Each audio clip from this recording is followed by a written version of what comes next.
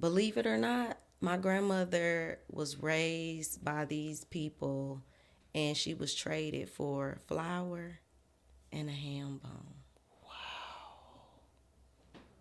And she's 90. She was 94. And now that's deep Yes, to be that close to that. that's real deep. Yes. So when people look at it and, say that it was way back there and it didn't affect you, it did.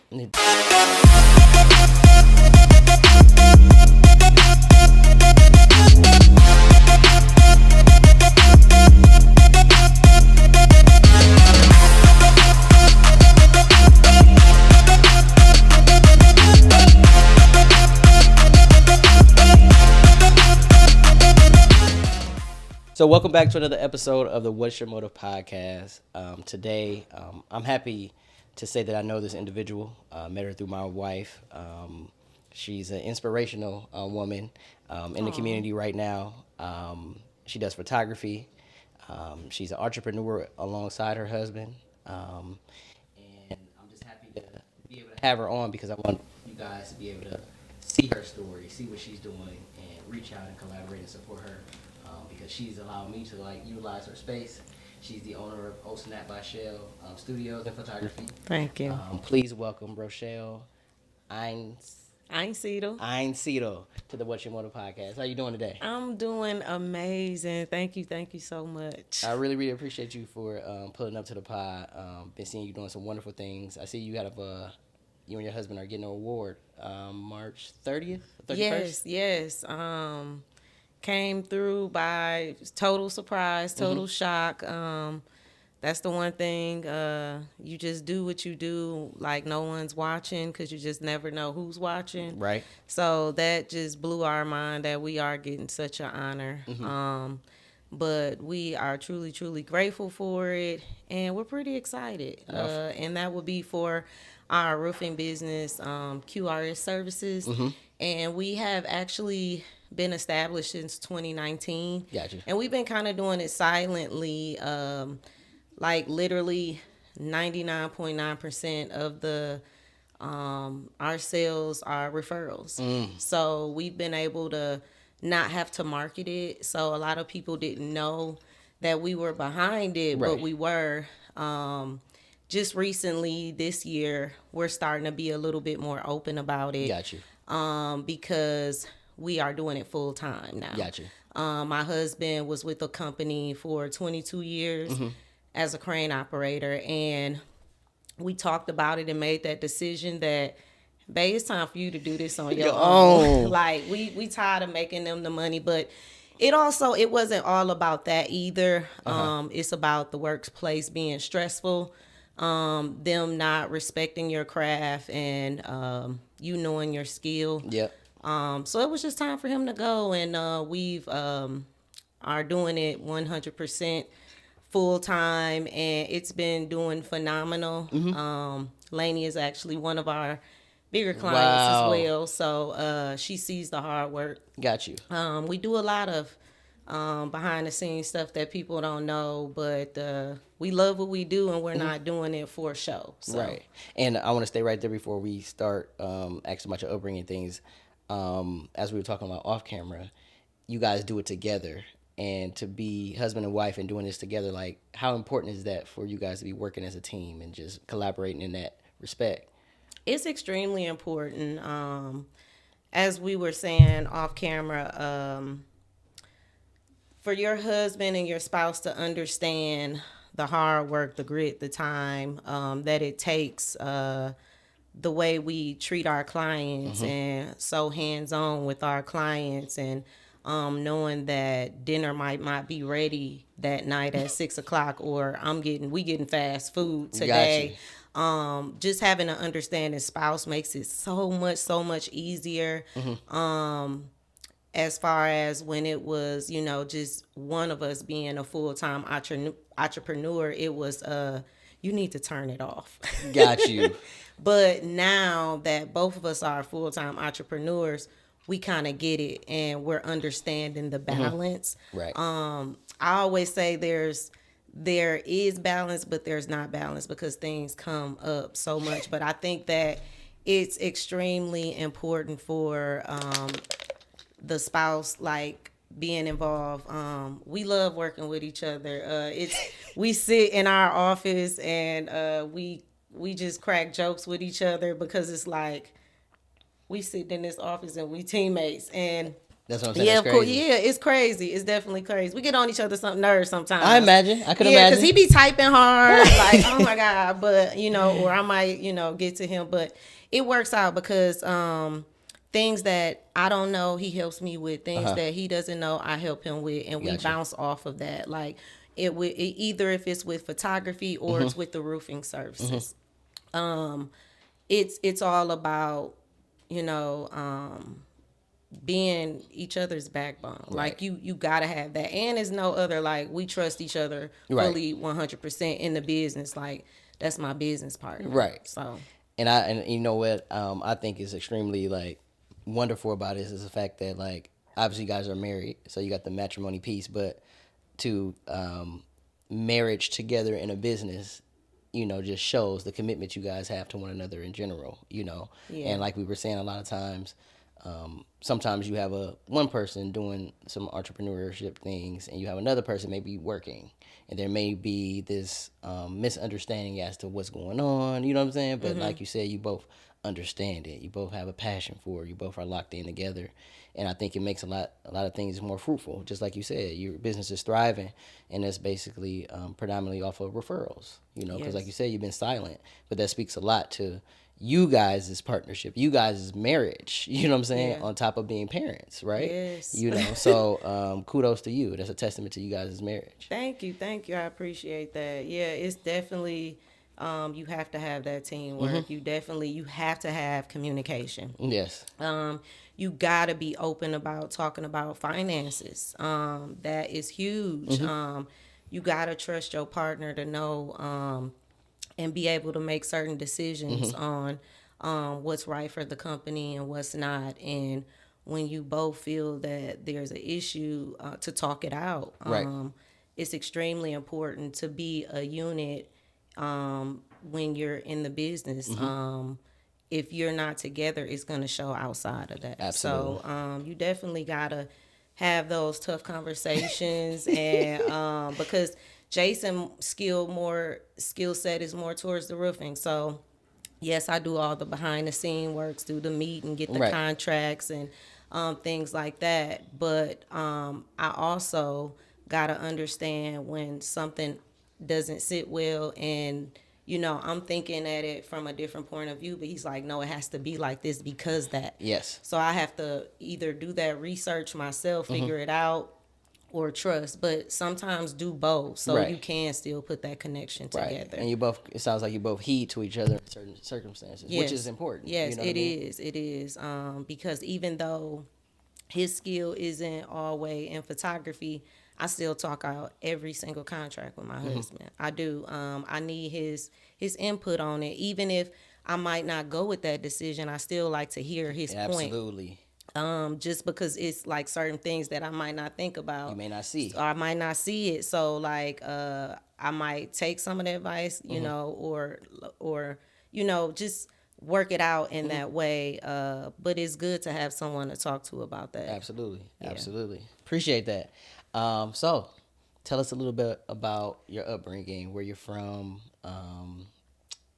your siblings and things like that, if you have siblings and things like that. Okay. So I am the youngest of 6. Okay. I'm the baby, You're but the I baby. act like the oldest. That's what they say. I'm the bossy one. Got you. Not in a bad way. I'm just the sister that I don't tell you what you want to hear. I tell you what you need to hear. You blunt. I'm very blunt. Gotcha. I've gotten better about how to do it. Using some As tact. I've- Using yeah, some as tact. I've For sure. aged. For sure. Growing up, I grew up in Milwaukee, Wisconsin, born and raised. Everybody think I'm from Mississippi, because I got like this Southern Okay. hospitality. But my parents are born and raised in Mississippi. All my siblings are from there. I'm the only one that's born and raised here in Milwaukee. Got you.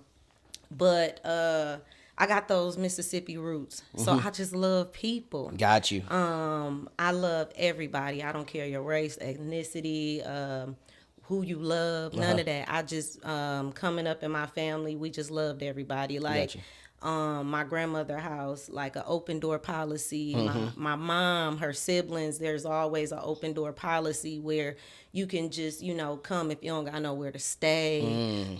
That we gonna make sure you eat and got somewhere to sleep. So Yes. that is the upbringing I've come from. So we're a huge family. Gotcha. So that's where like the photography came in, at like being at my house, my grandmother's house in Mississippi. Everybody came and we partied and they drank and they played cards and fried fish and chicken and soul food, and we just had a great time, and like everyone loved to be around our family because I don't half the people I would think was really my cousins growing up, but they really weren't. They were just people from the street that Close came, yeah, friends. close Got you. friends and family that they knew it was good. And it's like that within like my families here. My mom is the same way. And pictures, I always wanted, when I would go to my mom's house, I'm asking my mom, like, Mom, where's the pictures of you from when you were a kid, and she goes, well, we didn't have those, we were poor. And To capture those moments. yeah, so she didn't have those moments. The picture I seen of my mom, she probably was like 19, 20, somewhere up in there, and I never seen any pictures of her younger than that. So like No baby picture. no baby pictures. I don't have pictures of my mom when she was a teenager, in her adolescence, of anything. So now on my dad's side, it was totally different. He was raised by in middle class. Dad was a police officer, first black cop in Memphis. And his mom, she worked in the office for Delta flight stewardess. Gotcha. So they had money. They lived in a great community. So I saw like, the difference of, him having all these pictures. So it was like night and day. But after that, I just like picked up a camera one day, and like, cause I always As a kid? as a kid. Okay. So I was probably like, I would say probably like maybe 8, 9. My dad used to take a lot of pictures, and I don't know if I got a camera from him or I don't know where, but I ended up with a camera, and I kept that camera with me everywhere, and I would just take pictures of family. And what kind of camera was this at the time? It was a this Polaroid That's camera. what I was gonna ask you. Yep, Got you. Yep. I started with the Polaroid, and then the cameras, the instant cameras, where you snap and you don't get it until it's developed. So I just always had, every time I would get allowance money, I would spend all my allowance money on those. And I would just go down south and take all these pictures of everybody. Everybody just knew, Shell, I know you got your camera. I was always told that. So I have like literally suitcases worth of pictures, like literally probably like 6 suitcases full of pictures. And like if someone passes or someone need a picture, they always call me because they know I got it. So I would like record people and all of that. And then when I started to have my own kids, my husband bought me a professional camera. I ain't know what to do with it, but I would just take pictures of my kids, and people would ask me, who's taking your pictures of your kids? And I'm like, me. And from there on, people start asking me to do pictures, and Just like that. Yeah, and I was scared. I said no, though. I said no. Was it because you didn't feel as if you were a legit photographer at the time? You were just doing it for like Yeah, it was fun? just a hobby. It was just something that I love to do. I love like capturing moments of people, Right. And like memories, because I feel like people always want to be like all made up just to take a picture. And I'm like, no, because every time I would have a camera, and they'd be like, no, girl, I ain't got no makeup on. Right. And I'd be like, like, that's not really so. Let's I capture would the just, moment. Yeah, so I would sneak behind people and just capture their moments. So they not looking, and that meant so much because It's authentic. it was authentically Yes. you, and you couldn't take that back. Right. So a lot of pictures that I took when I was kids was people off guards. And now that like we look at them, people just love them. Because it was their authentic moment. And that's crazy because I think the saying goes like a picture um, what says 1,000 words or It something like is. that, It's and it's priceless. just so much, like you said, in those authentic pictures. Obviously, you can get dolled up, you can get dressed up, you can have a photo shoot, and you Yeah. can take a picture like, oh, these are for seasons Yeah. or pregnancy pictures. You know what I'm saying? But Yeah. when you capture somebody legit in a moment, I think it says a lot. It You know what I'm does. saying? Yeah. So that's wonderful to hear that. Because when you think about it, like, in order to kind of like know our history and know our like our families, like you said, you weren't able to see your mom at a young age. That's important Yeah. because so you can see like how things evolved, Yeah. right, Yeah. and potentially see what was going on during that time. Yes. You know. It's when you say that my history runs deep and I'm only 40. My mother is 66 and her mother died at 94. Wow. And so, like I said, we were very close knit. The last, I would say, the last 2 years of my grandmother's life, I really dug in deep on her history. And we were really big with family reunions. But one day, my grandmother visited up here, and we went and I got her a massage.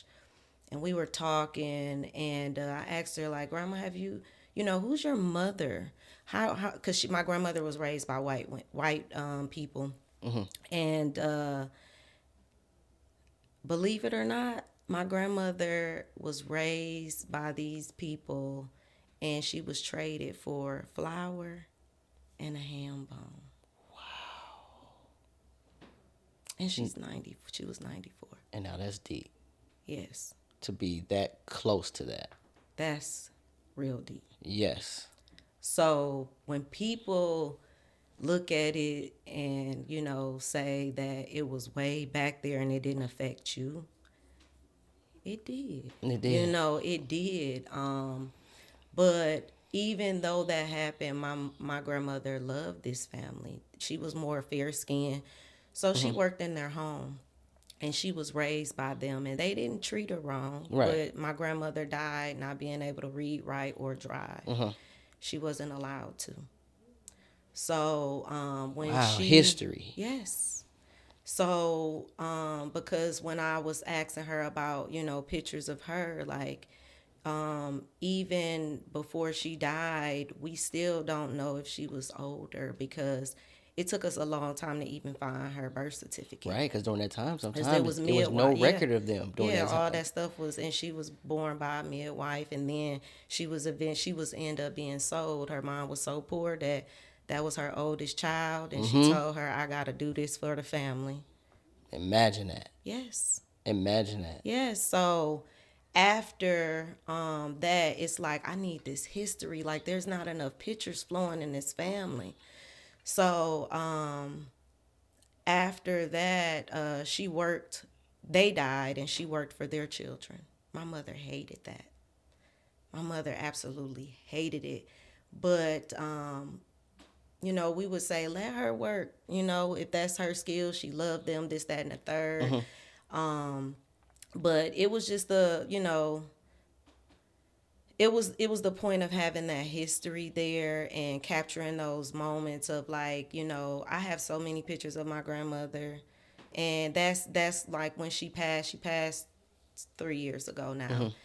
It was well with me because I had so many memories, I had so many pictures, and it was so crazy that how this history comes back around that I never even knew that my 90-some-year-old granny watched Facebook because she told me, and it was like the beginning Right. of my pictures. And my granny, she told me, was like, your pictures, you gonna do a lot with them. I be seeing your pictures, and I was like, Grandma, you be seeing? And she was like, yeah, you go, and that's crazy because like you don't think that because they older, they paying attention because she Right. got all this, but she focusing on me, like it was super, emotional of that, like having that history of these pictures, like, we want to, it's just the house being put together throughout the years and me seeing these builds and these pictures. And The my daughter growth. asks me all the time about, my life, my upbringing. And I can show her that with these stories. And how wonderful is that to be able to share that with your kids? You know what I Yeah. mean? So Yeah. they understand the lineage, they Yeah. understand the progress, they Yeah. understand the growth, and I'm sure you shared a lot of those stories Yes. with them, so they understand because Yeah. times have definitely changed, but they were definitely different back then. But you need to know about that, Yes. to Yeah. appreciate, where we are. Do we still have some way to go? Absolutely, but Yeah. understand that we have it a little bit better. You know what I'm Yeah, yeah, saying? yeah. And It's to didn't mean to take it that route, but right, it all goes back to my history of why I wanted to capture moments of absolutely, meaning in my family growing up. I saw that at a young age. got you. I saw that. I wanted that history. I loved being down south. It was so different from the city life. Like my grandmother just put a lock on her door like in 2017. That's crazy, like, Insane. yeah, everybody still waves at everybody, like you can just go by. Like when my husband first went down there, he was like, all these people, because every time they ride, everybody wave. They I'm even like, say, hey, no, everybody just wave, because that's how we are. It as ain't. opposed to up Yeah, here. you speak down here, you better not walk past me and don't speak. I don't care that I don't know you. So people look at me crazy because I'm walking around like, hey, y'all. They be like, what's wrong with her? And that's funny you say that because somebody else was telling me that he's from Georgia, Mm-hmm. and he said he came up here like in 2010 after graduating, and he was saying like he would go outside and he would wave to people, and hey, he was like a lot of people would be looking at him like, you know what I mean? Like who are you? Like Yeah.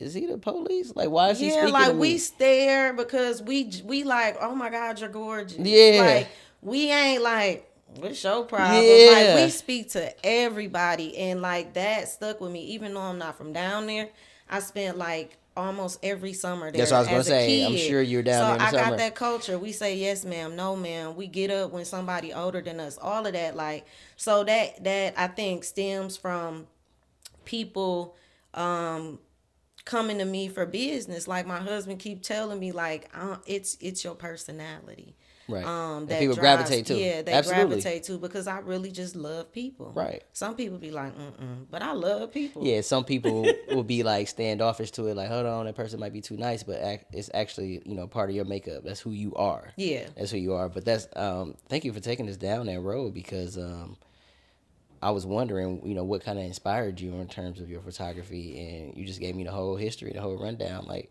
that's a lot. That's super rich, and I see you carrying a torch proudly and boldly, Yeah. and I love to see it. And we're thinking about your photography, how has it evolved over time? So, like, capturing those moments, trying to maintain the history, right? And then people noticing, like, oh, you taking a picture of your kids to now you're doing photography. Like, how has it evolved? I know you got better with cameras and things like that, but I would say, for the longest, I didn't know my niche. I just like taking I pictures, got you. and that was like the hard part about people trying to push me into the business. And I'm like, well, this is my hobby, and I don't know what I want to take pictures of. I just want to take pictures of everything. My eye and heart feels it, so I take a picture of it. In business, it's like you got to be focused. This is what you're paid to do. So that was an anxiety for me. But once I got into it, I fell in love with it, and it's like, wait, somebody will pay me to do this? Like, I can't believe this. And it just got better and better. But like, I would say my environment told me what kind of photographer I was, and I'm a storytelling photographer. Got you. And so I think it wraps around that, like, as I'm taking pictures, and it's pretty cool because I've been labeled as a storytelling photographer. When clients call me, they tell me the first thing they was like, yeah, we want our story to be told, and that's why we chose you. And I'm like, really? Got you. And they're like, yeah, we look at your photography and we can like see like there's a story to it. Got you. Or I always said, like, when you look at my pictures and you didn't go to that event, you're gonna be like, dang, I knew I should have went to that event. So No, I for sure. like my pictures that have personality, like character. It's that authenticity, Got you. all of that. So I think it stems around just capturing life. So it's still the same thing. I'm still like, as a little kid, I was storytelling that whole time. That and whole didn't entire know, time, didn't even know. didn't even realize it. Like those moments were all stories. We sit up like literally if like a family member come over, my niece or something, like we pull out pictures, and it's super cool because like a niece that I don't know if y'all know, but me and my husband have been together since we were 15 and Wow. 16 years old. Got you. He said 17, but I was turning 16 16. or whatever. Got you. But yeah, we were that. So when he met me, my niece was about 6 months. And like she always wants to see her baby pictures. So she'll come Always. over and we'll like, and those are stories about that. It's stories about like I could just look at that picture and it's just like a picture of her looking up. I'll be like, ooh, pudding right there. I remember that day because it's that third. She'd be like, ooh, TT. So it's just like hearing that and she gets excited and it's just super cool because she just got engaged and she called me like, TT, I'm gonna need some of them pictures for my wedding coming up. So it's just And you having those moments, and I'm glad that I can be the auntie that you can come to get to those get those pictures. pictures. Yeah, so it's a storytelling piece, and Gotcha. I think it continues. It's even companies. Me being a corporate photographer, companies want me to tell their story. Literally, I've had Absolutely. 5 conversations last week with clients of me telling their story. And that's wonderful because I think people love to hear hear stories, but it's even greater to actually see it. Yes. You know what I mean? Like we want to see what happens. Somebody can talk to us about it all the time, but if you Yeah. can see it, Yeah. it makes it a lot more vivid for people. You know what I mean? It does. Learning, it's crazy because me being a photographer, I didn't know I didn't know the history at all of photography. I just got a camera and was like, ooh, I want to do Right, this, right. and it just came to me. Didn't know the history, and someone came to me and said, your work mimics Gordon Parks. I ain't saying it's like Gordon Parks, but it mimics. I'm like, I said, Who who is? is Gordon Parks? And he was like, you a photographer and you don't know who Gordon Parks is? So I'm like, hurrying up, Googling him, and fell in love. I said, my work ain't nowhere near like this Right, man's. right. But he was like, no, it's like, it's his storytelling piece. Uh-huh. Yours have a storytelling piece. And like, when I did the history, like I dove deep into it, like did a report on it and everything. How and, important is like, that though to like know the history and be a it's photographer? so important because he paved the way for us as African Americans. Like he was the first black photographer in Time magazine. See, Like history matters. It matters, and I'm like, oh my God, I'm so glad he told me that. Right, Like, right. so when I get up here in the world, at least I know, and then it made me want to know about other artists and Got other you. photographers and things like that. So, but looking at he told these stories of people in New York and, just it's just super dope. And now I'm like striving so hard, like, ooh, I want to be just like Gordon Parks. Right. Like I do. Trying to emulate that. Yes, because he Yes. had like his work went all the way down south where he was getting this photography of like people real hardships. That's what I'm saying. Depicting And that. people need to see that. And Yes. it's not to degrade them. Absolutely. It's to inform and know your culture of where Yes. you come from, and it's okay to see that. So I was just in Africa with my family 2 weeks ago, and we went to a tribe called the Langa tribe. Okay. Oh my God! So it was so sad. It was so sad. To see. To see like like how they're living, but they don't see it as no issue. Like, and it's now Africa was absolutely phenomenal, and but then everywhere has a ghetto. Everywhere For sure, has an for sure. area where there's sure. hardship. For sure. But this hardship was a different kind of hardship. Like Okay. all these 10 houses like stacked on each other, and then you got like 10 bathroom stalls for this whole community. Like that's why they say, you have to take all these shots and stuff because they don't have places to wash their hands, and a lot of that. So that's where a lot of the diseases, because they got to share all this. And I mean, we actually went into one of the huts and it's just like, oh my God. But you know how it could, because my husband and were like, this is sad. But I'm like, babe, like, this is how I was in Mississippi. He was like, it wasn't as bad. Yes, some of my family members lived like that. Had outhouses and all that. Yeah, Yeah. like, and they didn't, they stayed in that, or they felt like that's what they could afford, or they weren't educated, so they didn't get no jobs to live better. Like, I remember having uncles that lived in those little sheds, and it mimicked that. And he's like, I'm like, no. Like, this is how, like, that's why, like, I'm glad I have those pictures. So I'm gonna go dig that picture up to show him, like, to show my kids, like, now look at how my mom's brother, lived, and look at how, like, Yes. it's the same. That's culture. And Like, so many that's years. history. So, like, it touched the spot in me, like, for, them to see those things. But it's it's like, so when I was there, they wanted me to take pictures of them.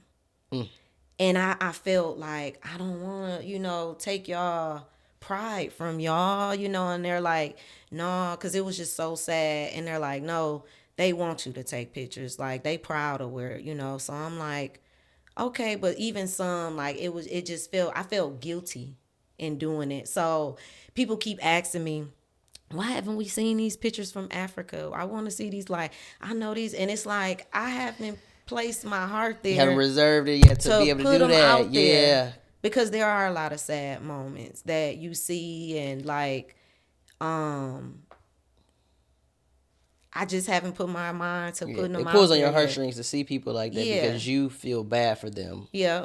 but they don't really feel bad for themselves. They Yeah. actually are living in those conditions, like Yeah. gracefully, kind of like a Yeah. So contentment. I've actually asked a few of them, would they want to come to America? And they said, hell no, we don't want to come here. They said, so we can get killed by the police. That's their thoughts. Yes. They can't believe we go through what we go through with police brutality. They said they cannot believe that. Like, What? they were like, we would overturn the government. Like, are you serious? Like, so they, That's an experience right yeah, there. and it's just so different down there. But I don't know. Man. No, that's crazy to hear because, like you said, like I wouldn't have thought that would have been the first thing they would have said. Yeah. You know what I mean? Yeah. I know a lot of people do have, from other countries do have apprehensions about coming to America, for the way they Yeah. believe in Western civilization. But that being the first thing, I mean, when we think about the media, maybe that's some of the things that they are seeing Yeah, a lot they of. every You know what I'm saying? place we went to, it was like on our news, like, and they're Really? seeing it, and they're like, no, we don't want to come there. There was a lot of people that did, but I would say it was equal. Like, no, we don't want to come there. So they find where they at. Yes. Wow. What is like your favorite? I mean, I know we talked about the evolution of it, but like, do you have a preference? Do you like headshots, graduation pictures, maternity pictures, couples and family pictures? Like, what do you enjoy? Because I remember you and the wife were doing the Christmas minis, and I remember you saying like the Christmas minis is something different. You know what I mean? Like That's a beast, Amanda Yeah. Evans. I You give got it to you, baby. I give it to you. Shout out Amanda. Yeah, shout Yeah. out Amanda Evans on that, Yeah. because it's a lot. Yeah, I remember you And telling that me take that. a lot of skill. Cause I'm still like, I like to take time. Right. And I don't like to rush. And like the 20 minutes and the 30 Those was minutes, it's like, oh no, like, cause to me it takes people time to warm up. Yes. And to, like, fix their hair, and like, you didn't already took all your time to get ready and get there. Now we got 10 Now you minutes gotta left. breathe. And then, like, you look up and it's like, what, I only got 10 minutes? Like, Right. I can't do that. Right. And maybe I will get there because I got everybody like, Rochelle, really? Come Right. on, get with the program. But what works for everybody doesn't Don't work for me. Absolutely. And I think that is okay. Uh-huh. I think that's okay. And we will all, when people ask me about minis, I tell them that's not my thing, and I let them know Amanda Evans. So, but for me, I love events. Mm-hmm. I love events because it reminds me of being at home and in my family gathering, moments and the gathering, yes. and people really loving, and like they're their tension is down because they not pretty much at We're work. They socializing. socializing, they're not so tense. Yep. And I just love events You because of like that. Yep, events? I love That's your events. thing. That's your Yep, thing. yep. Events. Nothing wrong with And you that. get in all the good cool events free. Yeah. There you go. There you go. I know this may be difficult to kind of like pinpoint, but do you have um, a photo that you've taken that is most meaningful to you? Yes, You do. I do. I do. And my husband blew it up and put it up it's in my office. Really? Yes, so we were in on Venice Beach. Okay.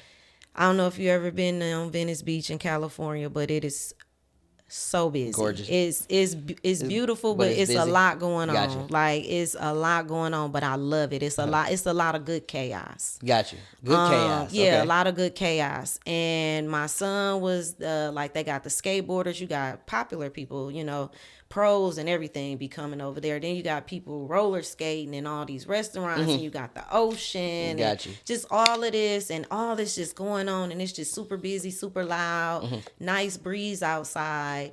And so I go and take a picture, and I see a black man laying in like a little pasture, and he's reading.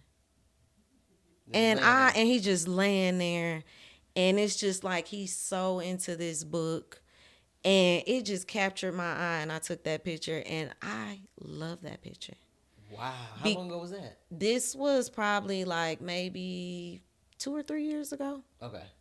And it was just super dope because there's just so many bad stigmas on black men, that were uneducated, or that they are Absent. just absent, and just all of this and that.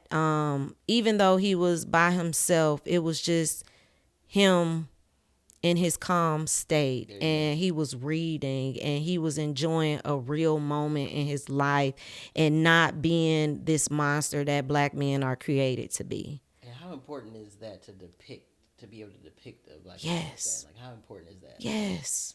As opposed to what we're seeing. I mean, even when you think back historically, like we call them the kids, like super predators. You know what I'm saying? Yeah. You know, it was sad, but they were kind of like saying that black men were more inclined to rape. Yeah, which is white women and things like that. terrible. It was so when you think about the historic views, Yeah. and trying to change that narrative is Yes. still challenging today. It is. You know what I mean? Yeah, I've worked in the prison system for 8 years. A lot of people don't know that about me. Interesting. So it was so crazy that I was that one CO that never read your case. I mean, of course they would come across my desk, but I didn't want to judge you. I'm not the judge. A lot of the COs would read and automatically judge them, mistreat them, things of that. I'm not here for that. Right. I'm here for their safety, security, and treat them like human beings. Exactly. And I think that's what made me a great officer as well, because you get off of work. And it just recently, one of my old coworkers, this just happened this last summer. He got off of work, and inmate got off of work and stabbed him, almost killed him. So it's about how you treat people, and I was raised to treat people right. I don't care who they are, what they've done. I'm not the judge. Absolutely. If there's a case that come in that maybe I booked someone in, and I know in my right mind what to have for my safety. I don't have to get into details. Gotcha. That's not for me to judge you. So I feel like I don't know. That's Yeah. No, it just in the jail system, like, a lot of these people, I ended up, after that, I went to the DA's. That's what I was getting to. I'm sorry. I went up taking another position at the district attorney's office. Gotcha. And, then I had to get into a lot of these cases, and a lot of these cases were dropped. a lot of people that's lying and girlfriends that's mad, and it's like y'all are ruining these black men for no reason, just by because this is a woman's state. For sure. You ain't gotta say For too sure. much, and it just hurts that they keep doing this. I'm a mother of a black son. I don't care that his dad is white. For sure. He's a black man. For sure. I had to explain that to him so many Really? times. You are still a black man. Got you. So I have black brothers. I have a black father, so I hate for black men to be depicted in a way that, we keep ruining it. When I've worked in the system to see a lot of these cases dismissed, I could read a case and be like, are you serious? So yeah, that picture spoke to me in ways to see that here it is, this black man in his present moment. He's an intelligent black man. He's reading. He's not scary. He's not a monster. He's in all this good chaos, but he's reading. Guards are down. Guards are He's in his down. element. Yeah, so that's one of my favorite pictures. Wow. And you know what? I appreciate you letting us know just about your work in corrections and things like that, because as you stated, I think a lot of people are quick to, like you said, judge or scrutinize based on kind of like what they read, and these, I'm assuming, a lot of times are alleged things first, Yep. right? And some people have trouble being impartial during those types of things. You know what I mean? Yeah. And then, like you said, for you to go to the DA's office and see these things being dismissed, and it's Yeah. like, if I'm on this side and I get this individual and I judge this person, and all alone this person is innocent, now what? Like, how Yeah. do you even repair that? Yeah. Right? And the narrative continues to be perpetuated because of Yeah. these initial judgments. Yeah. That are Yeah, and you keep going with that stigma, and Yeah. I'm so tired of black men getting these stigmas when there are amazing black men in this world, and it's time to take that stigma from them. Absolutely. Yeah. Absolutely. So I know that you actually teach photography to students. I actually, when I was utilizing your studio one time, I came in. I think you were finishing up a session. What made you start teaching photography to kids and things like that? What made you want to do that, or how did you get involved with that? You know what's crazy? God works in mysterious ways. So in the beginning of me getting into my business, I just drew a web of all the things that I wanted to do, goals. Got you. And I just put photography school. And I kid you not, I had this vision of me teaching these kids, and it was on MLK by the post office on MLK and Locust. Okay. Kid you not. Or it might be Center. Closer to the center. Yeah, Center. I don't know why I had that vision.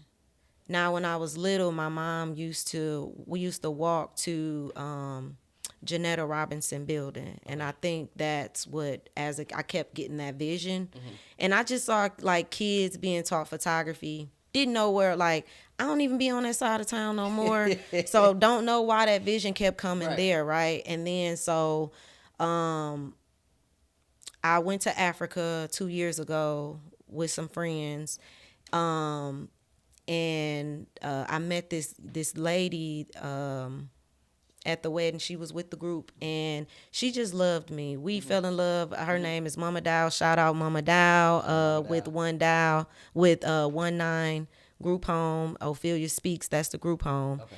And she named me Sunshine, and she said, Sunshine, I got a job for you. And I was like, what kind of job? She was like, I want you to teach my girls. And I said, what do you mean? And she said, I want you to teach them photography. And I was like, she had explained to me, a little of their history of, like, nothing personal, but like no one specific. But these young ladies have been through so much. They've been like through drug trafficking, sex trafficking, parents, might not can control them or don't want them or has molested them, things of that sort. Absolutely. These young ladies have been through a lot. And so I'm like, how is photography gonna help these babies, And she was like, it's something about you, and I think they gonna, really take to you. So she was serious. We got back a week later. She was like, "You coming down here to meet my girls?" And I'm like, "Oh, she was She was serious." serious. So I'm like, "Okay." So I went over to meet him, and the first day I went and met him, one of the girls was wild. She had an episode cussing them out. It was bad, but I didn't run. Right. I was, I've worked in a correctional facility, so I'm used to a lot. Right. So it didn't scare me. And plus, I grew up in the hood, so they Got didn't you, got scare you, me. got you. But that didn't run me off, and I think that attracted her more. That it didn't run me off Right. because I see that these girls are going through something. So once we got it under control, I was like, okay, I want them. I want to teach them. And so she was like, I don't care where you want them at. I'll bring them to you, this, that, and the third. So the first time we met, they were all kind of like, So, I started letting them play with it. But then when some girls weren't interested, I'm like, well, maybe it's that you don't like to take pictures of like people. Maybe you like nature or something like that. So we figured it out. So we started traveling to different places, the beaches and different places so they can figure out what they after that I think they probably was like, she's not gonna stay around. Kids like that think you're not gonna stay around. Yeah, they ain't there for a minute. So yeah, you only here for a short time. So I think they wasn't kind of taken to me. But then after I was like, I know what it is to a girl, to these teenagers. I gotta bring them some snacks.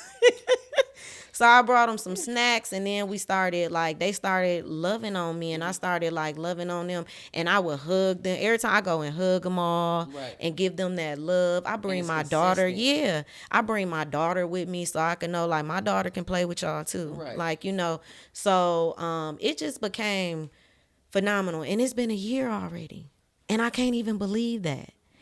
And I love these girls so they've gotten so good and we were meeting at least every week, but now sometimes it's twice a week, I mean twice a month. Okay. And it has just been truly phenomenal. So I got a call one day from Mama Dial, and she goes, Miss Sunshine. And I said, what, Mama Dial? And she said, the state wanted to know who Miss Sunshine is. And I said, why? What did I do? And they said that, well, when the state came out and visited, they said all 10 of the girls separately like told them, because they asked them all the time what's helping with your trauma. For sure. And all of them hands down said photography has been helping. And I was like, are you serious?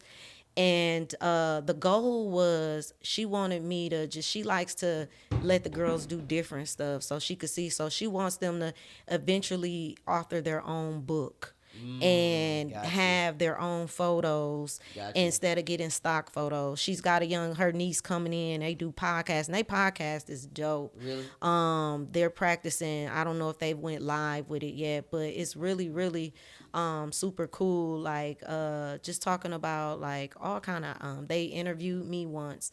But it's just like the consistency. I give them my phone number. They text me.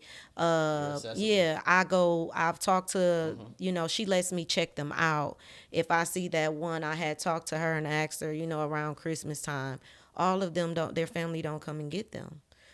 So I asked like, is there some? So I go and check them out, or if and spend a day with them and stuff like that. And so they love that. And when they see me, like she said, when I was out of town, they wanted to call me. They was like, no, she on vacation. I'm like, you could have let them call me. But it's just like they like my daughters, and I feel like they just need that consistency. And it's turned in something more than photography, because if I could see that it's helping them with their trauma. Like one of the young girls, she got adopted, and I stayed in touch with her, and she was kind of going through something, and I asked her, how's it going? And she goes, the only thing that's getting me through is like looking at my pictures and thinking about photography and things of that sort. So it really did, like, I think it took them away from reality. Right. Is what it did. And I think that's what it did for me too, as a kid during some of my hardships. It took me away from reality. And I didn't think that it would like go that far, whereas other people have been contacting me and want to join this, and they kids want to do it. And it's super cool because they're learning. They professional. They actually, I can't, like, a lot of people don't know I do it either because I don't post about it, or things, because I want to keep, their For privacy. sure, for Yeah, sure. and all of that, and I don't want them to feel like I'm utilizing Or them or exploiting them. exploiting Right, them. So right, it's right, right. all definitely from the heart. And with them, it's just like when new girls join, they be so excited to know, because I, like, last week another young lady joined from the group home, and she was like working with, and I was like, well, I'm gonna help. She was like, no, Miss Sunshine, I could do it. I know how to Beautiful. help her. And That is and beautiful. this is one of my young ladies that, like, she's always quiet, never smiles. I'd be like, let me see your teeth, let me see your teeth. Right. And then I get a little teeth. But, like, she was just so excited to be able to know something to teach somebody else. And I was like, so what does she need to change? She was like, her ISO too low. I was like, See? so, and then, like, at first I was thinking, like, because I'm still learning, Right. Right. and I'm like, can I really teach these girls? So I had brought in a lighting coach for them, and the coach came up to me. He was like, I want you to know these girls are really good and they know their business. I didn't have to tell them, like, how to change their settings. Right.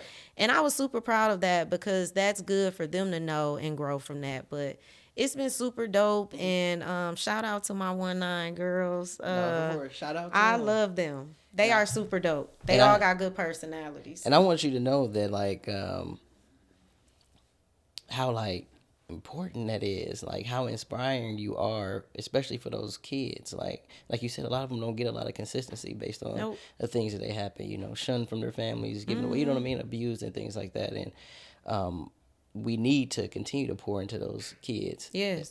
at a young age. The younger the Yeah. better, right? But Yeah. even those that have been going through a lot of things, and the fact that you are so vibrant and you've taken the time to be like, you know what, let me warm up to them, and you create those relationships with them where they can Yeah. reach out to you. You're accessible. You're not just somebody that's like, yeah, I'll see y'all on Tuesday and Thursday. Yeah. And then No, I see you on no. Tuesday and Thursday, but they have access to Yep. you, and the kids can always smell it, and they can always feel it They when it's do. They genuine. know. They can way sniff it out. smarter than we think they are. Absolutely. Like, they kind artists more than we are. Like, some of them, one of them got a speed. I'm like, girl, you like 47. Okay? Like, I mean, they definitely know good people and they know Uh-huh. bad people. They've been taken advantage of so much that they know the game. And, like, growing up, it was some young ladies across the street from me who were adopted. And I saw how they got treated. So they would always resort to spending the night at our house just to have that moment. So, like, even now, still to this day, one of the sisters made it out and is doing well, but one of them isn't. To this day, like, I always beg my mom, like, Mom, you need to get from over here. She's still off of 28th and Glendale, and it's like still shooting. And she will not leave because she feels like everyone, like, it's not just her kids, it's Right. the people from the neighborhood know that they can still come to her house. Got you. Like, I go over my mama's house and it's kids that we all grown, Right. but they might not be doing good in their lives on drugs. And I go there and my mama got them in there feeding them or got them in a room downstairs to go Taking get care of ready, 'em. taking care of them and getting them on their feet. But she's like, Shell, like, if I leave, how they gonna find me? And that's just the heart that my mom has, and it's stuck with me. It's stuck with all her kids. And even growing up, my mom had 6 kids, but it wasn't just us. She adopted her sister, 3 of her sister kids, and they were with us here and there. And so my heart extends to see what, I've been through a lot, Right. so I've seen a lot. So I can only imagine what these girls have been through and what they've seen. So I don't want to be a void. I want to be, a resource for them. For sure. Yeah. For sure. Absolutely. And it's necessary. It's It's necessary. very necessary. And I'm sure, I mean, I know it sounds cliche, but I'm sure the community and the world could possibly be better if we had more individuals like yourself and your mom that really try to put their arms around young children and people and be a resource, Yeah. And thinking about resources, and I know you kind of extend yourself. You do a lot with photography, entrepreneurship, and things like that. How do you find balance with your family and things like that when you're doing all those things? And I know you see your husband on a regular, but I'm just Yeah. saying, like, Yeah. I know you said your daughter is doing a performance or things like that. So, like, how do you kind of like juggle it to the Yeah. best of your ability? Yeah, so you have to include everybody. When you're an entrepreneur, they think it's like so easy. It's harder working for it's harder than working for somebody else, because when you work for somebody else, you could just, after that, you can kind of cut it off, go home and be with your family. Correct. As an entrepreneur, you don't work, you don't eat. So I think we ended up doing it at a good time in our lives because Okay. our kids are older. A little more self-sufficient. Yeah, so they're a little more self-sufficient. But I feel like even Morgan, when we started when she was younger, that baby done been here before. Like, y'all done seen she cooks. So Morgan, shout out to Morgan, Yeah, shout Chef out Morgan. Morgan. Definitely shout out to her. Include y'all kids. When you're working like that, you have to include your family. Let them know what's going on. Right. Don't shun them out. I growing up, my mom was, like I said, you know her heart, so she had all this extra stuff going on. And through all that, my mom never got welfare, and she never got any extra kinship care. Gotcha. She did it all by herself, working like 2 and 3 jobs. My mama did that her whole life. So we had to know how to mend for ourselves at home. I instilled that in my kids. Gotcha. I instilled the same that exact thing in my kids, where y'all got to clean up this house. I can't clean it up by myself. Absolutely. But I definitely include my kids. I let them know, hey, y'all, before I even take on something, I kind of ask.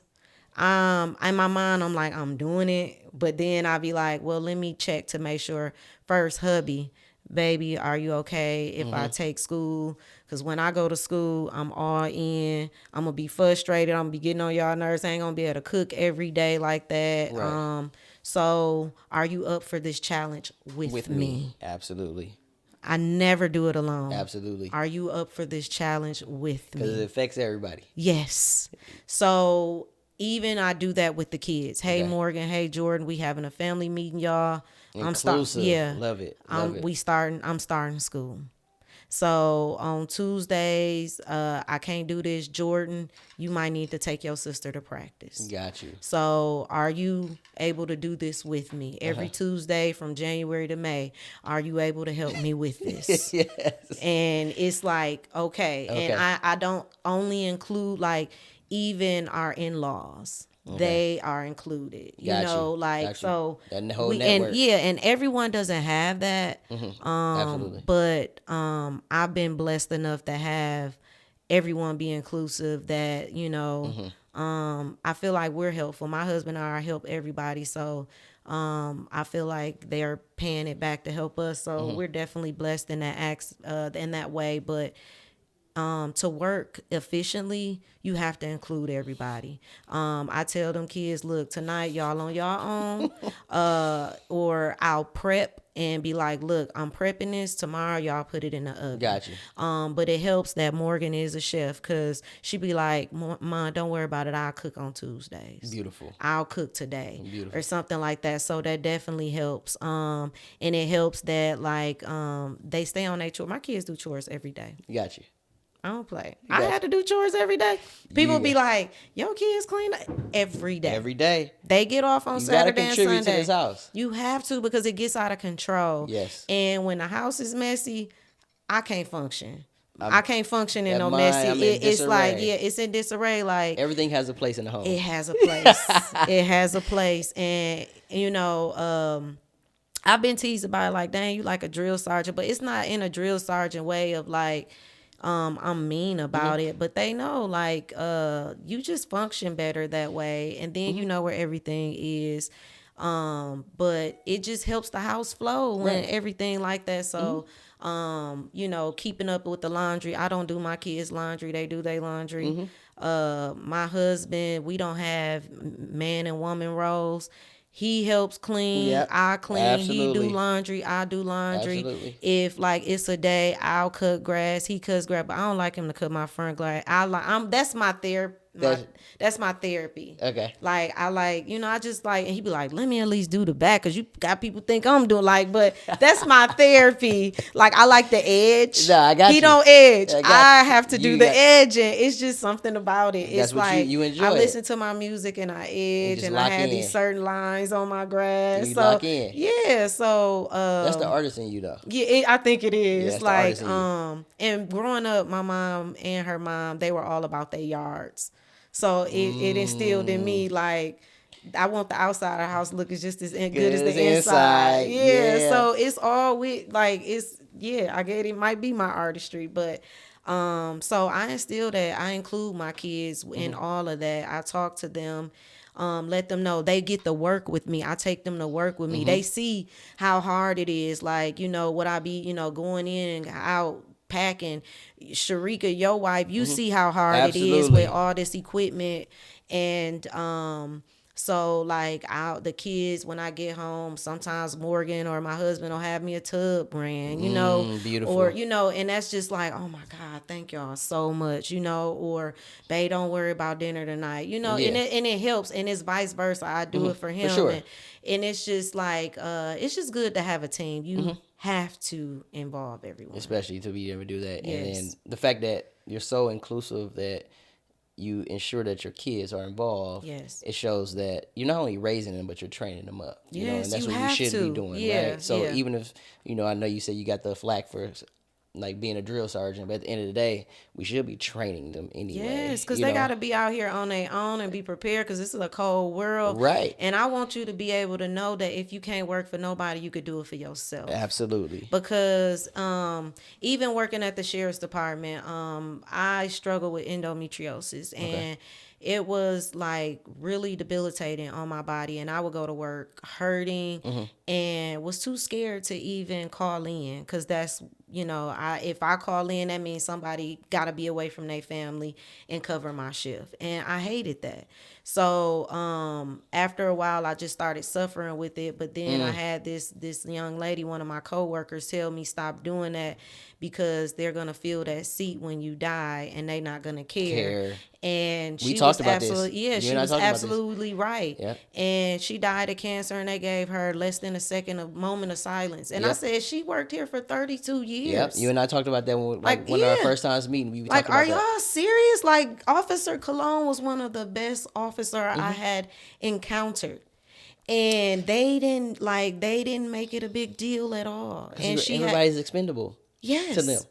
So I started to see that, and I want my kids to know that. Like, it's like my daughter has said what she wants to do, but my son, he still has to get there. I think being the first, you get a little more spoiled than the second, because we always want to give them more than what we got. You got that right.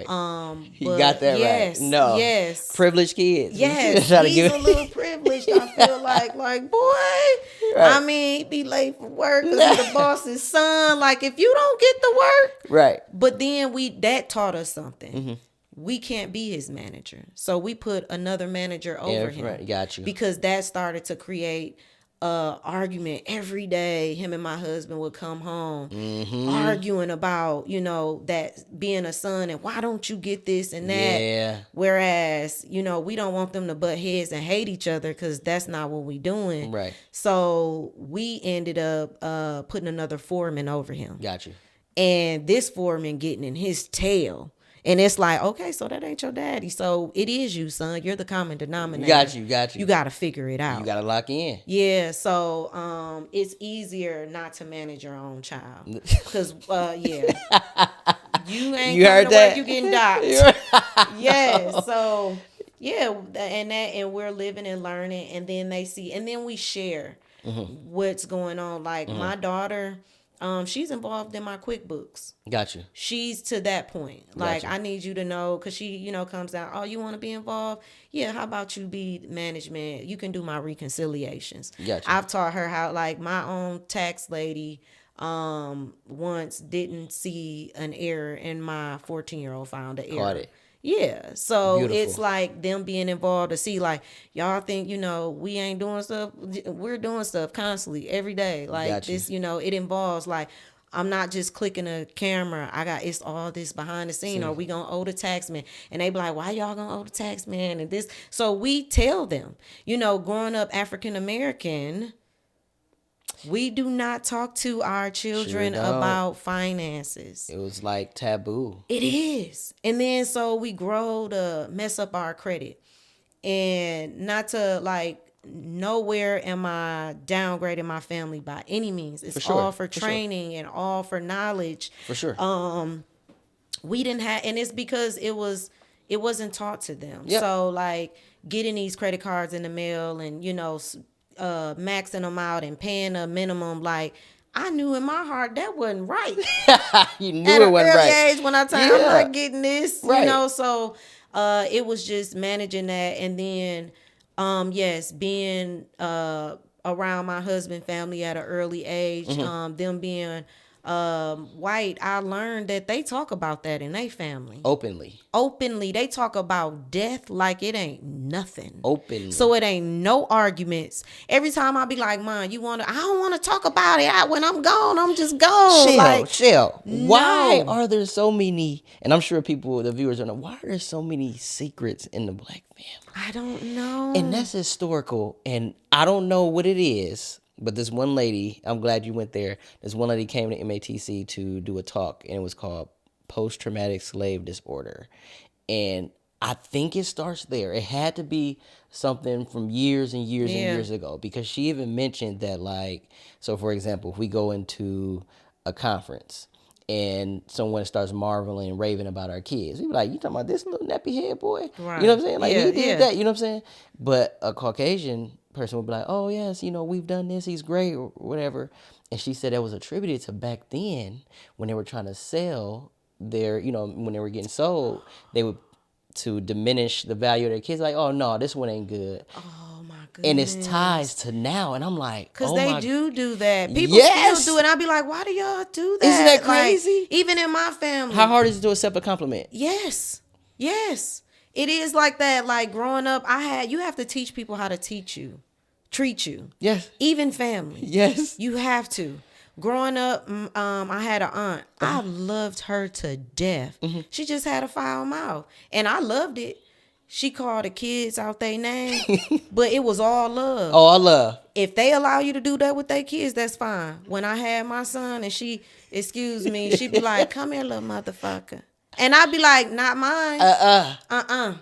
And she'd be like, I was like, look, we not doing that, so it's just like, she'd be like, I love him. I understand that, but he has a name, and it's Jordan. And that's what you can call him. Isn't that crazy? You gotta break that. So we gotta you have to. And stuff. Then it gets to, oh, you think you better than everybody.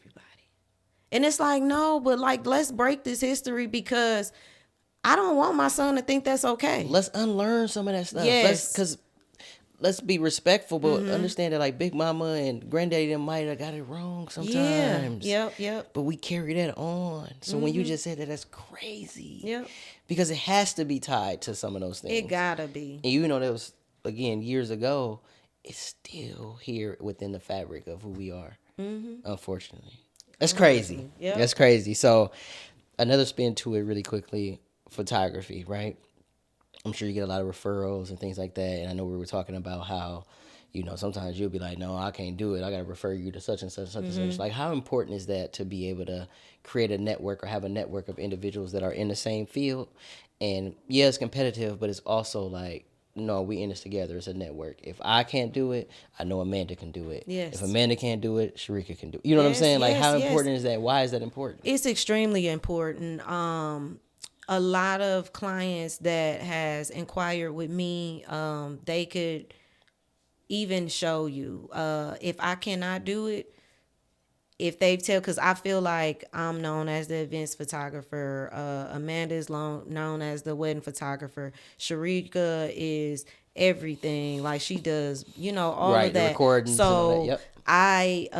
When I can't do it, I never just let them go search for someone else. I want them to hit up my people first. Lovely. We can share that. Yes. I love that me, Sharika, Amanda, all of us, there's no competition. We are all great, and we call each other for advice, and it's never any competition, because one of the my sayings is, you can't make all the money and you can't get it all by yourself. You'll drive yourself crazy.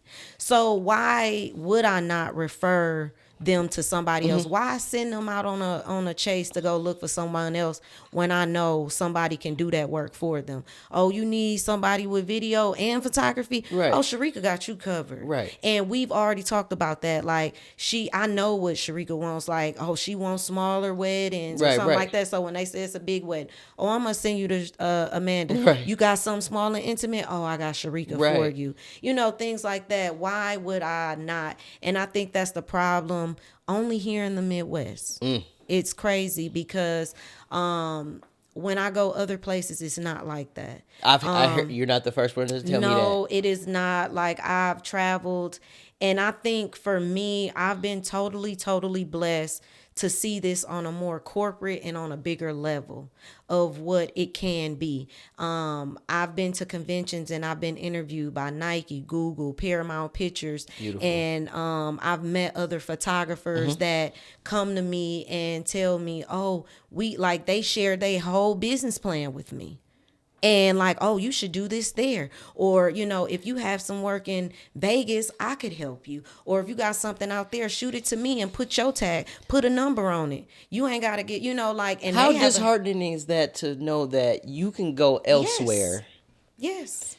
And someone can really want to help you out, not gatekeep the information, provide you with that, encourage you. Yes. And sometimes it's so hard to get it in where you are. It is. It's crazy. I have, like, when I first started, no one would like show me how to do certain things, and I was just like, forget it, I'll do it myself. And so it is so crazy because I didn't realize how fast I blew up.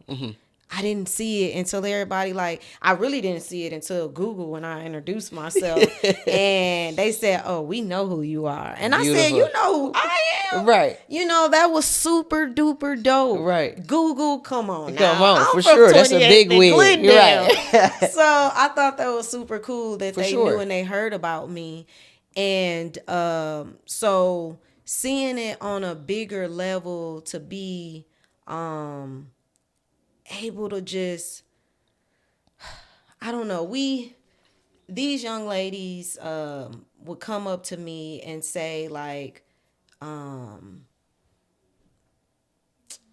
don't know, I lost my train of thought. No, it's all good. But what were we saying? No, it's all good. I was just talking about like how you guys, you refer people, but also you were just saying like in the Midwest, people still don't like collaborate. Oh, yeah, that's refer. what I was saying. So here, when we were doing the referrals and stuff, like, no one really wanted to like help you. So I'm like, you know what? I'm gonna do it myself. I started doing free photography and stuff like that, and started working. I had one guy, and I'm gonna shout him out, Charles Hamilton. I was in Brownstone, and I was playing with my camera because someone had gave me an opportunity that I couldn't refuse. They asked me to do their event, and I was like, no, I don't do photography. Like, this is just a hobby. And she was like, I really love your work.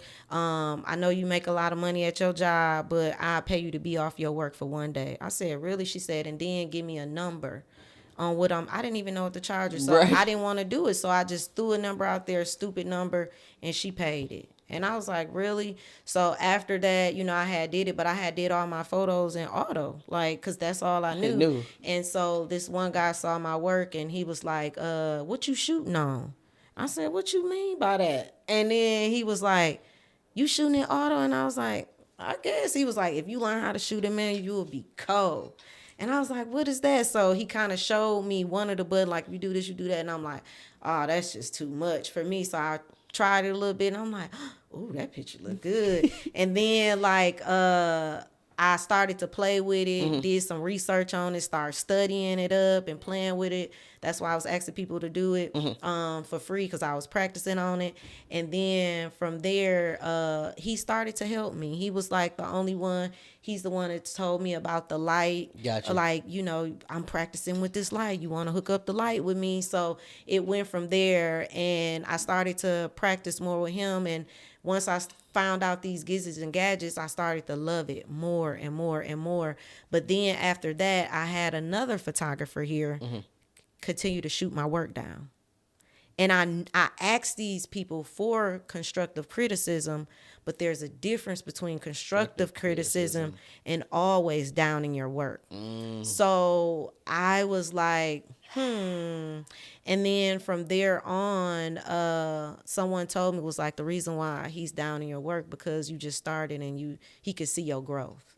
And I'm like, I don't even want to do the same thing he do. And like, what's the issue here? Like, so then I started to see it from other people, and I'm like, you know what, whatever. And I didn't even worry about it. I just kept tunnel vision and stayed in my lane, because it's not a competition. Like, I didn't see myself as a threat.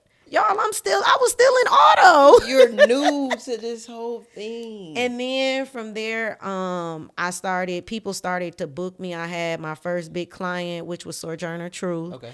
And I'm like, really? Like, how did y'all even hear about me? And when I showed up to their event, it was over 400 people.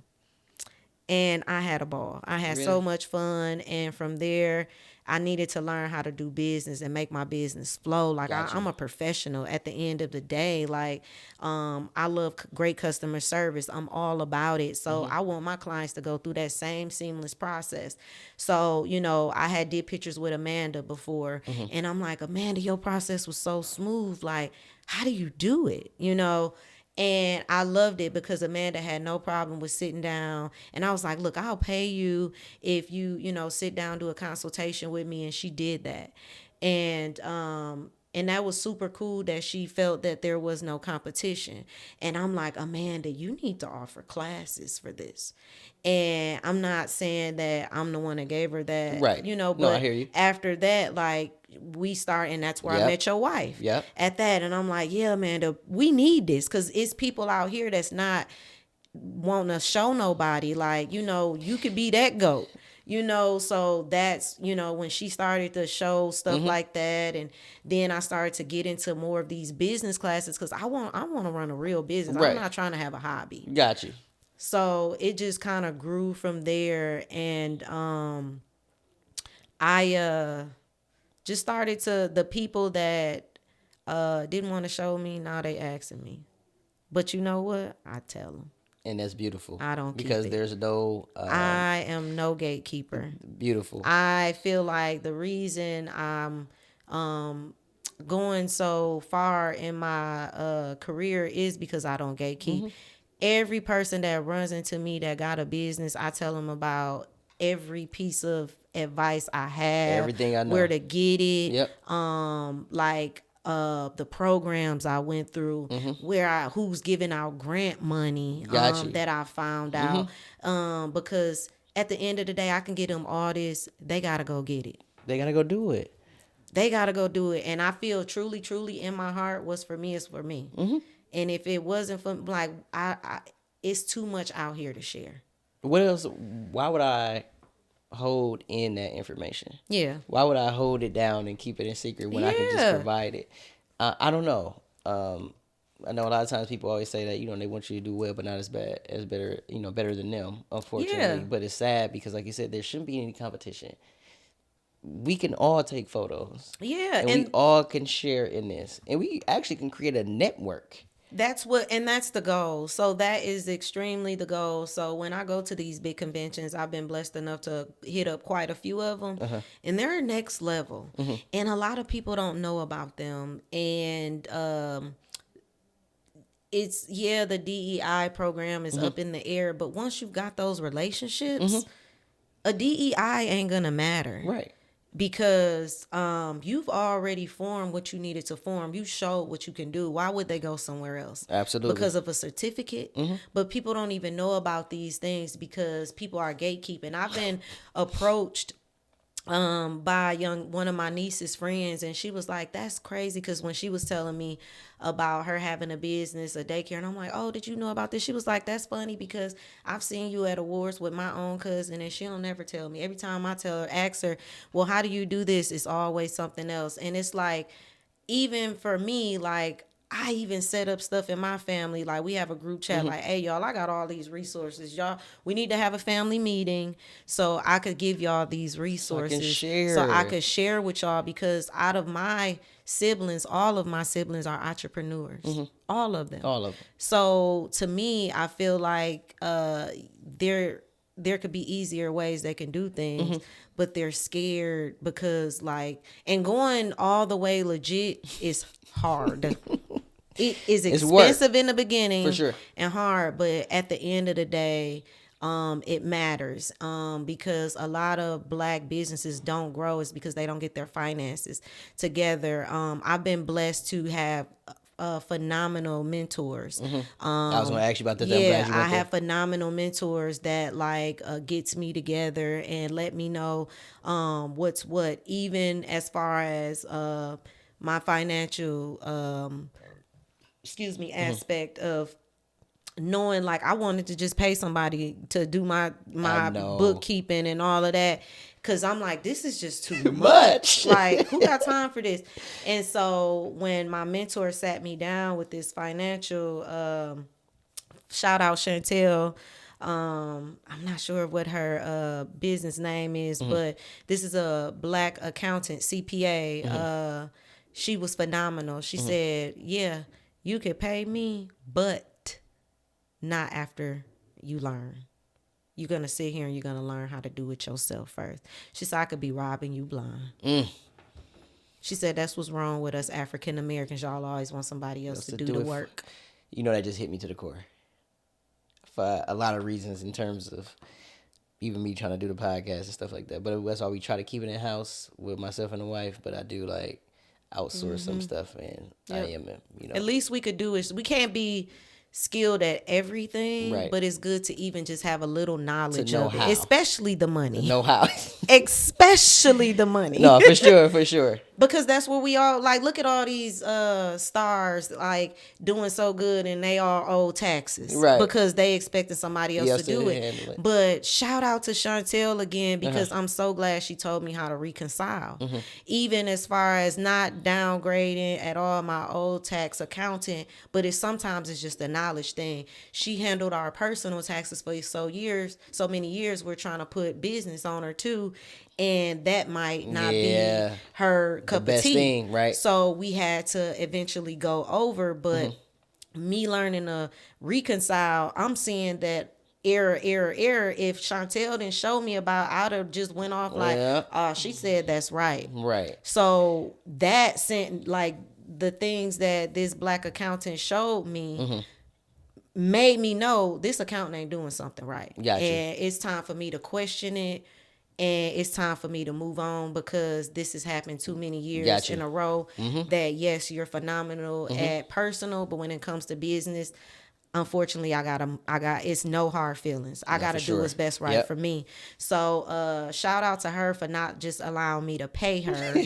She made me learn. Gotcha. And a lot of people don't do that and get that education on that. So a lot of people are not it's so fortunate many enough. programs out here that'll do it for free, that'll teach you. But we definitely need to learn that. For sure. Once you know that, and you can go and sit in a business meeting by yourself. Shout out to me for going in a meeting by myself and feeling secure about knowing my finances, and, like, talking and being confident of what I'm. You could be confident about your business, but sometimes they'll ask you for your financial sheet. It's bigger, like certain things you'll get asked for those things. So just being able to pull it out, knowing that your taxes are, because that's what we always a year some behind. Ain't even filed yet.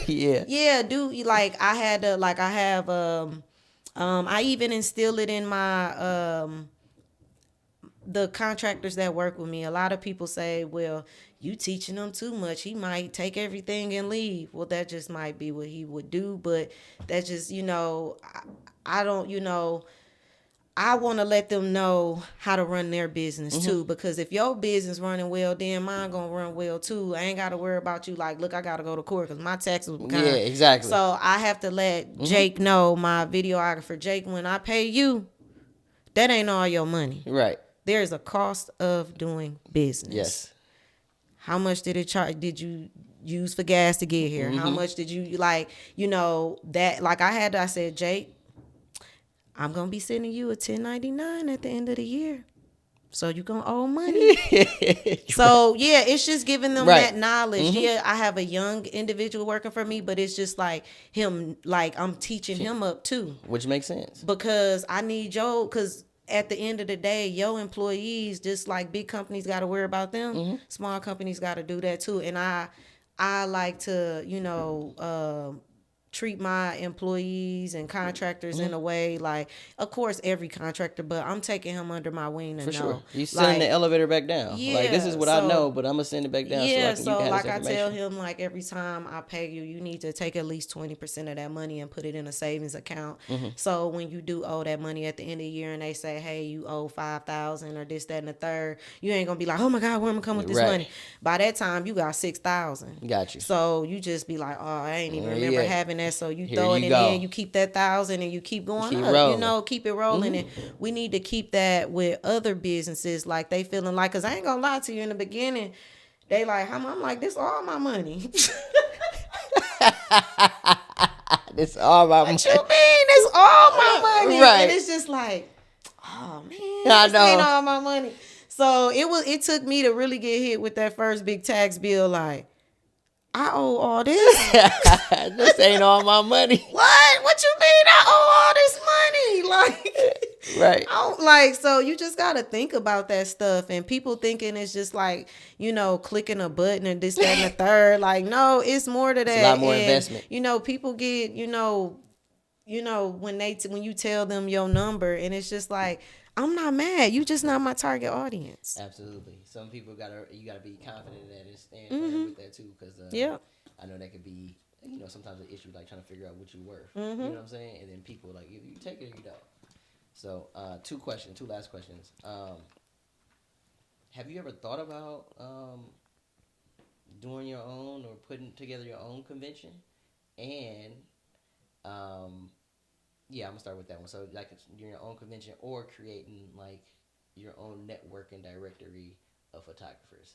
So last week I spoke with African American therapist, and she's with Black Clinicians Milwaukee, and she's the co-founder of Black Clinicians Milwaukee, and they created a directory of African American therapists for people, because a lot of people are trying to figure out who to go to, and she does like a referral, like, hey, I may not be able to get you, but you got such and such, and instead of them having to go search for such and such, here's a directory.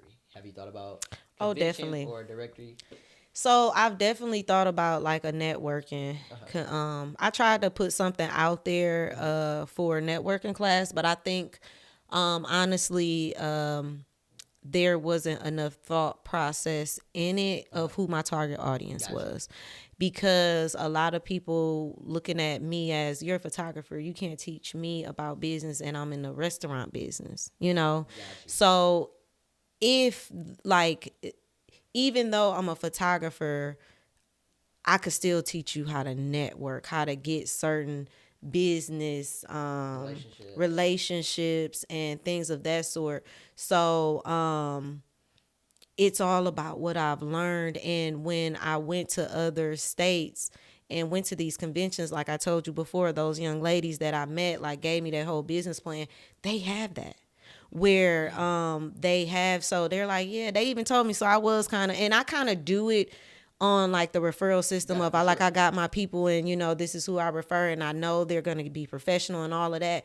And I've been kind of building that. And yeah, because it's just, so I be having so many ideas, and Morgan does at least 2 to 3 sports a year. We're down to 1 because Jordan used to be the same, but being that mom and being involved in that, it'd be like hard for me to construct it all. But I do want to host these classes to show people how to network and how to get these people to recognize you and things of that sort, but also getting a group of photographers here that if someone's visiting they can have their go-to Yes. photographers that have all of this. But it's already started. Like Gotcha. there's agencies. Like I Gotcha. would love to start my own agency to be able like modeling agencies. It would be the same where you put this percentage on, the job, but then, it's basically you get the job or whatever, but because it was booked through that agency, Yep. that agency gets that percentage. For sure. And this one young lady, Shelly, does that. What I met her in Atlanta this year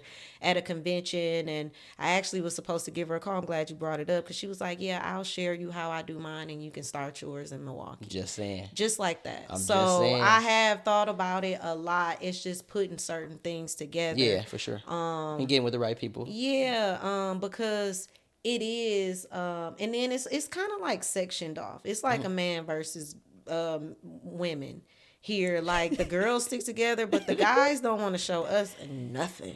Like I don't know why they act like that. It'd be so awkward sometimes when you go out and you see the male photographers and like they like Hey, it. I think it's a competition for a lot of them, honestly, versus us as women, where we like we ain't in but look at that competition. divide though. Even Yeah. like the male versus female, we still in the same space in photography, but we have this divide. Yep. And why are we divided if we always talking about what we want to do for the community? We talk about this unity. That's what I'm saying. Like Yeah. these, and I don't know who it is. You know what I mean? But I'm just always trying to vet people and realize like, are you really for the unification? Are you really for the Nope. impact? You know A what I lot mean? of them Because aren't. otherwise, we're Yeah. still divided when we should really be going further together. Yeah. So And that's crazy for you to say that. me being a female photographer in the corporate photography, I'm literally like almost the only black female photographer in corporate. And Miss Yvonne, What is that like? Go ahead. yeah, First. there is one photographer. She works for the paper and the Urban League, Miss Yvonne. I'm Okay. not sure of her last name, but she's been around for I don't know how many years. And shout out to her. Just that's I can't even imagine her being a female long ago, black female, because now me it's like I don't even honestly I don't think I've seen another other black female in the rooms that I've been in. Like it's always males or white or Asian men. So I've been told, like I went to an event and I go in the room and it's room full of like photographers. So I'm like, oh my God, this is a big deal, right? So this guy come up to me, he's like, who you clocking? And I tell him who I'm clocking and he goes, really? He said it just like that. And I was like, what was that all about? So when I see him in there, he comes up to my client in front of me, was like, "Oh, so I'm not good enough for you anymore." He was like, "No, she's really dope. You should check out her work, this, that, and the third." But it's crazy because this certain photographer is putting names out, bad names out for himself. I was in a meeting and his name came up again, and it was like I did another event, and this photographer came up to me again and was like, "Oh, you're still around?" He wants me to get out of my character. I was like, yep, sure am. He wanted me to be an angry black woman and snap on him. I didn't give him that. So I was like, yep, still here. And Joe laughed about it and walked away or whatever. I saw him again and I'm have my camera and I'm focused on a podium shot and I hold it up there sometimes just to get a certain shot. This photographer comes up and shakes he was like, go take the picture already and like shake my camera. And I go, are you serious? Are And you serious? and I'm like, I didn't say, I just was like, I just looked at him. And I think that was that black woman look like, if you touch my camera again, but I just walked away. He wanted me to say something to him, but I did not. This But happens in photography. yes. And I actually, I did the mayor's, event, his reelection, and I go in, all these male photographers, they're all chit chatting, and I go in and they all turn and look at me and get silent. I go, hey everybody, not one person speak. And so the guy that was he was like, oh hi, I'm such and such, sorry about that. And I was like, no, I'm good. But I've been in rooms where I'm like, do I really want to be here? So shout out to Miss Yvonne. If I'm going through that now, I can only imagine what she went through. And people think she's so mean and precise, but I think she's like that because I'm going through it. Like, I be like, are you serious? And like when I first met her, I'm like, ooh, this lady, she's something else. But I knew because she's just so precise. Stand here, do this, do that. And she's really drill sergeant. Everybody like, who is this lady? But I didn't say nothing. I respected my elders. I didn't care. Like, yeah, I was the main photographer, so they always have first. I don't care if I'm ever the main photographer and she's there. I give her respect and I let her take her Give her pictures space. first, and then I'll go after her. I don't even care if I'm the main photographer because she's earned that right. Right, for sure. And I feel like Respectfully. people think that she's overly aggressive, but me being in the space that she's in, I understand why, because these men are mean to this day. That is crazy. Yeah. That is crazy. I've heard it in other spaces. I had a lawyer on here, African American lawyer, and he told me like he was the judge was supposed to know like here who's the defendant and who's the attorney. Yeah. And he mistaken Making him the for attorney for I've seen that that's before. ridiculous. Yeah, I've seen that but more now than you you're can telling think. me even Yeah. in your space we still deal with that. It bothers me and it pains me to know that because it's like we're like you talk about being in these rooms. Like you deserve to be in these rooms. Yeah. And it's still that barrier there or Yeah. that, that unspoken word or unwritten rule in Yeah. regards to, like, hey, this is our space. We dominate this area. You know what I'm saying? So Yeah. that's sad. So Yeah, it's really sad because I feel like they want to push these certain buttons to get you out of there, Yeah. but you just got to be strong. So I can only imagine how strong Miss Yvonne had to be. and it's still unfortunate that you have to. Yeah, like, yeah. You have to I've be gotten in my subjected. car and literally I've got in my car and I cried and left an event because I had to go get something to come back, and I cried all the way home to go get my equipment, and then I was like, I don't even think I'm gonna go back. So I had stopped because my daughter needed something to eat, so I had stopped at a Chick-fil-A to get her something to eat, and I put the food in my daughter's name because it was for her. So I pull up and the girl at the window goes, I wish I could shout her name out. But I don't know her name, but she got so used to me because every time I go to school, I would stop there. So she just would, she was just the sweetest young lady. And then when the ticket came, it said Morgan. And she was like, this not your ticket. You're old snap. And she was like, I'm sorry. I know you don't know me, but I know you. I know that was probably super weird, but and I just started crying. She was like, oh my God, I'm so sorry. Did I do something? I was like, nope, you just reminded me who I was. Beautiful. And I belong in this room that I wasn't finna go to. Absolutely. So Absolutely. I cried in Chick-fil-A's lot with this girl. And I ended up going back. She was pregnant, so I ended up taking her a little gift back and told her, like, I know you probably thought I was crazy that day, but this is what happened. So I brought appreciate her you. a gift, an appreciation gift to tell her, like, you just don't understand. You reminded me who I was that day because I almost allowed some men to take me off my square. That's beautiful. Yeah. Shout out to whoever that was. that Yeah, young shout out lady. to her. So my final question for you. I know we talked about a lot, and you gave me a lot of reasons. But what is, maybe your motive for what you do? My motive is to it's crazy that I never even looked at photography for like a school. I had it on there because I really just wanted to teach kids, and I wanted kids to have a different opportunity because I feel like if I would have had photography class as a kid, I would have like learned so much more and probably it takes you out of reality. It's Gotcha. almost like a virtual reality game, in a way, because if like now people aren't looking in the viewfinder. They're looking at that screen, all these Yeah. new photographers, but I'm still old school in the way that I look through that little viewfinder, because it does something to me. It takes me away, and it makes me only focus on that. Nothing else matters. And so I would like to continue that with kids. But like I said, when I wrote that on there, I don't even know why I wrote it on there. And when my first session with these girls, that's what I forgot to tell you. My first session with these girls was on that block in front of that post office. And I had an epiphany moment. And I'm looking around like, oh my God, I dreamed about this. Wow.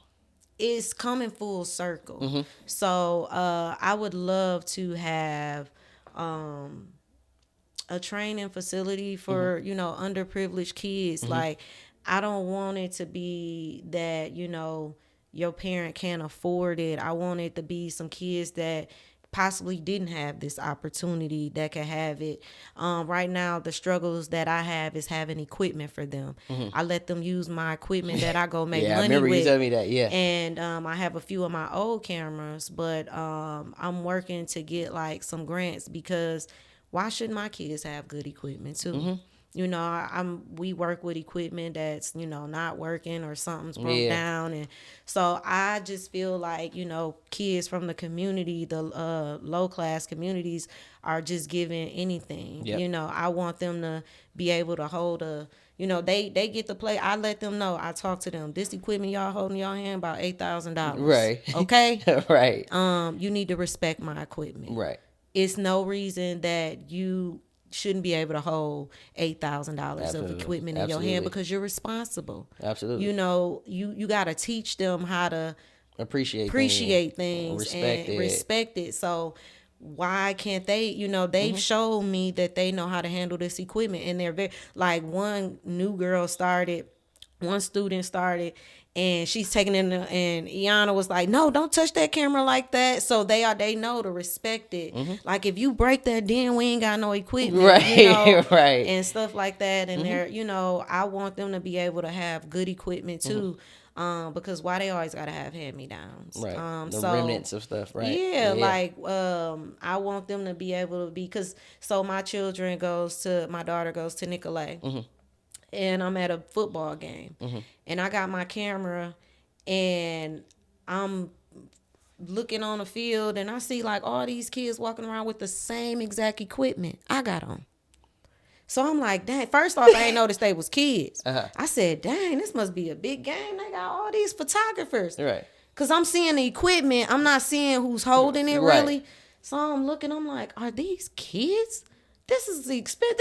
I told I was a Morgan friend. I said, come here, let me see this camera.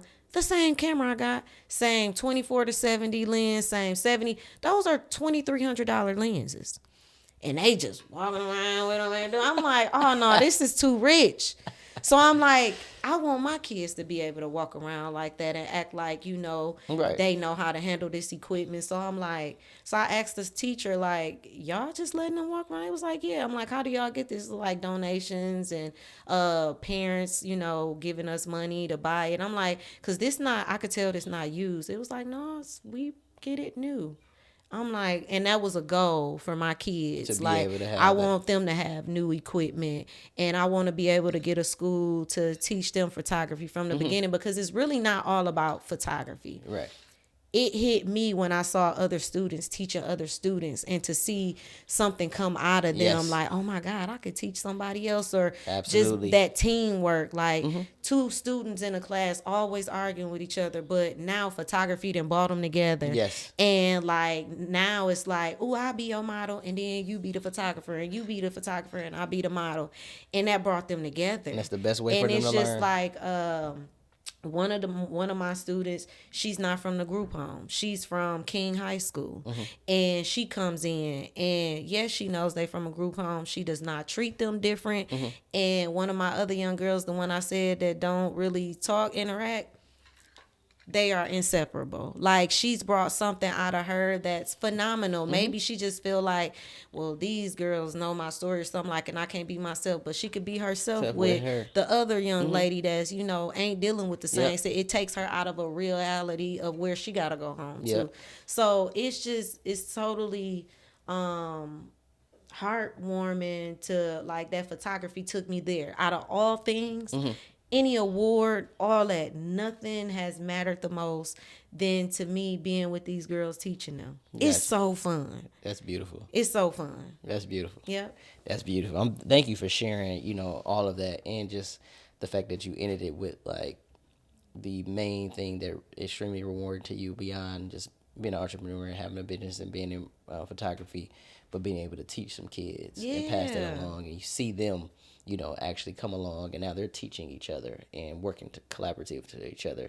And I'm hoping that you planting those seeds, that what comes to fruition is that we end up having another group, a cohort of individuals that continue to lead that Yeah. charge for us, Yeah. so we can not be so divided. It's hard. Yeah. It's easier to build up strong children than to repair a broken man anyway, Yeah. right? And So and so I actually, the state had reached out to me once. mm-hmm. And I hung up on them the first time because I thought it was a spam, right? So it called me again, and I'm like, "Why the state of Wisconsin?" It just say "State of Wisconsin." So I answered the phone, and they called me because they saw that I had all these certifications and I got them so fast, and they was like asking me how did I grow so fast, but I didn't realize I That had was grown. I was just tunnel vision, going just through it, yeah. moving. And he told me that I was truly inspiring, and I guess at that time he knew that I was getting, or I don't know, maybe that's the time that they figured that I was getting so I ended up after that getting the Outstanding Business of the Year award from the governor. Got you. So when they called the state representative, I forgot her name, came down, and they had talked to me on the phone and asked me all these questions, and they were like, we're having a big meeting and we want you to speak to these business owners. I was like, really, me? Like, what? And I was like, well, what will I say? Everything you just said to me. Like, we just, like, your story. Right. And how you got it. And then they kept asking me, like, I told them, I was like, this is a gatekeeping community. Like, Milwaukee don't tell. And I said, I didn't find out none of this information. I sat in the same rooms with these people, work with these people. They were over these programs and they did not tell me about them. I had to go out and get it. And I ended up telling them that we as adults, for some reason, we don't want nobody to better, or not me, but other people. And I said, I think the goal is to teach our kids. Yes. We got to start from our kids to teach them, because they don't have a problem about sharing their resources. Yep. So I'm not too much focused on adults as much no more, because they set in their ways and they like, I gotta get this money unless so and so get it over me. But if we start with the kids and train them, then they ain't gonna have a problem with sharing it with somebody else, because it's not a competition for them right now. Absolutely. Absolutely. That is the honest to God truth right there. Like, you really have to start with those kids, because our adults, unfortunately, they're reticent, they're hesitant to make any changes. They don't want to unlearn a lot of those things that they have going on. So you got to start with those kids. Thank you for that. So for those that want to reach out to you and connect with you, where can they find you? You can reach me at osnapbyshell.com for any bookings and any videography, drone specialty. We just introduced that this year. I haven't been too forthcoming with that, but we also have introduced that. But yeah, if you want to reach me, that's the best way. A lot of people hit me up on the social medias, and it be too much to get to all of those. Right. I try to, but I get really bummed out if I miss you on there. So the best way to contact me is osnapbyshell.com. Or by email is osnapbyshell@gmail.com. Again, that's osnapbyshell@gmail.com. Yes. So I want to just thank you for coming through today. I really appreciate you taking your time. Thank you. Just want to let you know that you're very inspiring. I really see and hear the passion that you have for photography in general. But you gave me a lot of insight in terms of your history today, which was wonderful. And I really appreciate the fact about the kids. Me being an educator and things like that, like, really resonates with me. And I want you to keep going. And today, that's why this podcast was for you to showcase and talk about everything that you've done and what you do and why you do it. Yeah. And your motive really seems pure. Thank you. We are looking for sponsors. Yes. If y'all want to sponsor a laptop, anything, But yeah, I Camera definitely equipment, you camera know. equipment, yeah, tripods, lights, because I'm not a nonprofit. So Gotcha. it's hard to get funding from nonprofits. But I'm trying to do it myself, Mm-hmm. and I'm not gonna worry about nobody doing it for me because I'm gonna make it happen. For sure. For sure. For sure. So thank you for coming through. I know you got an event for the rest of the day, but I appreciate you stepping by. Oh, thank Thank you. you So so until next much. time, what's your motive?